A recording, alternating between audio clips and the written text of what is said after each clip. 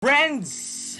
Hello, welcome back to my YouTube channel. Well, it's me again, Teacher Kevin PH, and we are back with another video.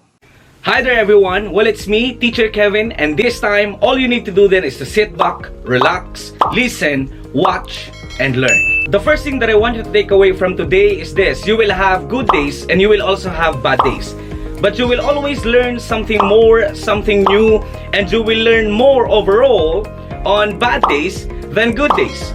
You will learn more about yourself, you will learn more about life, love, leadership from different principles, and you will build your character. Well, my dear students, in this world, you must learn to accept life so that the world will accept you. Alright, so today I'm going to teach you how to compute your grades using MS Excel in a manual way, right? Using a plus, minus, times, divide in your keyboard. Alright? Actually, there's an automatic way, but of course, we should also learn the manual way, especially if you don't know how to use the automatic way. So this is how to compute your grade in a quarter and your average for all the quarters. Don't forget to like, share, comment, and subscribe. Let's do this. Okay, so as you can see, my dear friends, we're already on the workspace of MS Excel. Alright, so the first thing that I will show you is how to compute your grades in or your grade in first quarter, for example. So typically here in the Philippines, we have 8 to 10 subjects: 88, 87, 89, 86, 87, 85, 81, 82. Let me just minimize this one or zoom out. There you go. Alright, there you go. And in here, let's just then put in 79. Alright. So we have 1, 2, 3, 8 subjects overall in this example. Okay, now using the manual way, using your keyboard, minus, plus, times, divide. In getting your average or your grade for all your subjects, my dear students, you will just then use the plus and divide method, right? Or yes, simply, of course, in getting the average, we will just then add all or get the total of all your grades in different subjects, assuming that this is mathematics, science, computer, and more English. Alright, we'll get first the sum or the total of all your grades in different subjects. So to do it manually, of course, let's type in equals. Okay, equals, and then let's type in 88. Then the plus button, 87 plus 89 plus 87 plus 85 plus 81 plus 82 plus 79.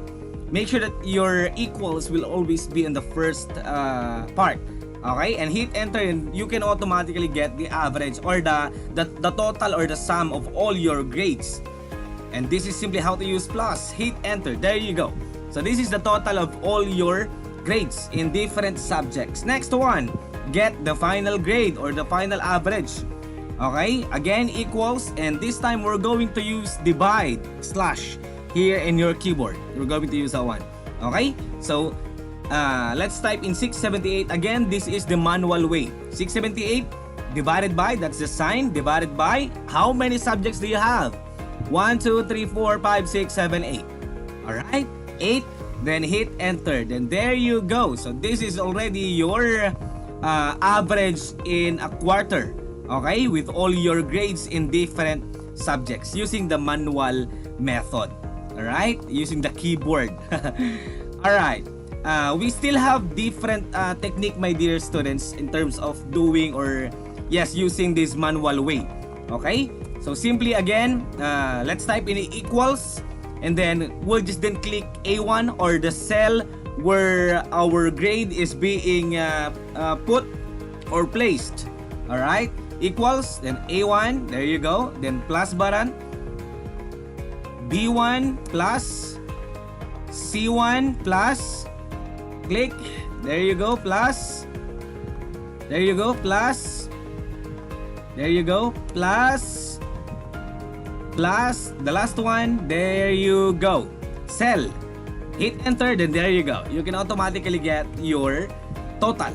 The next, the average equals, we'll just then click the total, there you go, divided by the number of subjects, 8, hit enter, and that's your grade. Right, so those are just some two ways, no, if how to compute your grade or average in all your subjects. Now, how about in computing your first up to fourth quarter grade? 88, 18, 79, 80, 99, for example. Alright, the same process. We'll just then add all your grades in different quarters, then divide it by how many quarters do we have? 4 quarters. There you go. Equals select plus select plus, oh, that's minus, plus select plus select. Hit enter. There you go. And here equals click and divided by how many quarters? 4, and that is your final average, your final grade in all 4 quarters. That's it. That's just simply how to use or how to compute grades using the manual way. Thank you so much for watching. Don't forget to like, share, comment, and subscribe. Bye bye.